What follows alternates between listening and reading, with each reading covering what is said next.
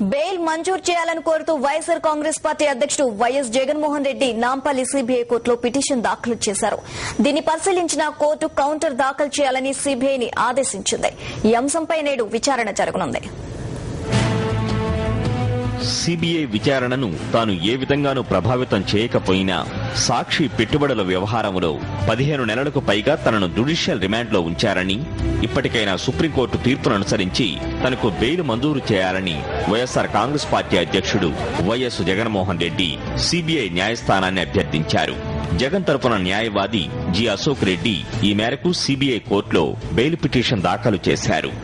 రాష్ట్రంలో రాజకీయ శక్తిగా ఎదుగుతున్న ఏకైక పార్టీ వైఎస్ఆర్ సిపిఐనని, ఈ విషయాన్ని జాతీయ మీడియా సైతం సర్వేలు జరిపి తేల్చిందని జగన్ తన పిటిషన్లో తెలిపారు. ఈ క్రమంలోనే రాష్ట్రాన్ని విభజిస్తూ అధికార పార్టీ ఏకపక్ష నిర్ణయం తీసుకుంది.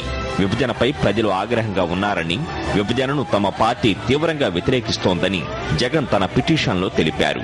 ఒక రాజకీయ పార్టీ అధినేతగా ప్రజలతో కలిసి వారి ఆకాంక్షల మేరకు పోరాడాల్సిన బాధ్యత తనపై ఉందన్నారు. వివాదాస్పద నిర్ణయంతో ఏర్పడిన ఉద్రిక్తతలను నివారించడానికి, శాంతియుత పరిష్కారాన్ని కనుగొనడానికి తాను కీలక పాత్ర పోషించగలనన్నారు. ఈ అంశాలన్నింటినీ దృష్టిలో ఉంచుకుని ప్రజా ప్రయోజనాల దృష్ట్యా బెయిల్ మంజూరు చేయాలని జగన్ తన పిటిషన్లో కోరారు. కంపెనీల్లో పెట్టుబడులకు సంబంధించి 2011 ఆగస్టు 17న జగన్పై సిబిఐ ఎఫ్ఐఆర్ నమోదు చేసింది. దాదాపు 9 నెలల పాటు విచారణలో అధిక భాగం పూర్తయి 3 ఛార్జిషీట్లు దాఖలు చేసిన తర్వాత గత ఏడాది మే 27న అరెస్టుకు సరైన కారణాలు చూపకుండానే సిబిఐ అదుపులోకి తీసుకుంది. తనను అరెస్టు చేసి 15 నెలలుగా జ్యుడిషియల్ రిమాండ్లో ఉంచడం న్యాయసమ్మతం కాదని, తన హక్కులను హరించడమేనని జగన్ తన పిటిషన్లో తెలిపారు. కేసుకు సంబంధించి అన్ని రికార్డులను, సాక్ష్యాలను సిబిఐ స్వాధీనం చేసుకుందని, అందుకని ఈ దర్యాప్తును అడ్డుకోవడం, సాక్ష్యాలను తారుమారు చేయటమనే ప్రశ్నే ఉత్పన్నం కాదన్నారు. సిసి నెంబర్ 8 ఛార్జిషీట్తో పాటు ఈ కేసు మొత్తానికి తన రిమాండ్ వర్తిస్తుందని, 90 రోజుల్లో దర్యాప్తు పూర్తి చేయకపోతే బెయిల్కు అర్హుణ్ణని గత ఏడాది హైకోర్టు స్పష్టమైన తీర్పిచ్చింది.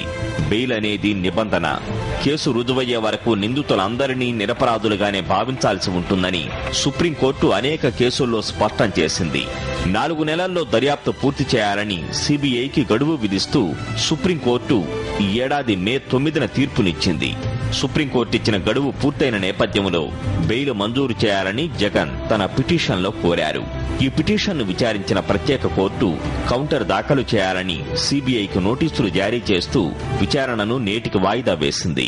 సుప్రీంకోర్టు విధించిన గడువు ముగిసింది. సిబిఐ ఛార్జ్షీట్ ను కూడా దాఖలు చేసింది. ఇక వైఎస్ జగన్మోహన్ రెడ్డి దాఖలు చేసిన బెయిల్ పిటిషన్ పై నిర్ణయం తీసుకోవాల్సింది ట్రయల్ కోర్టే.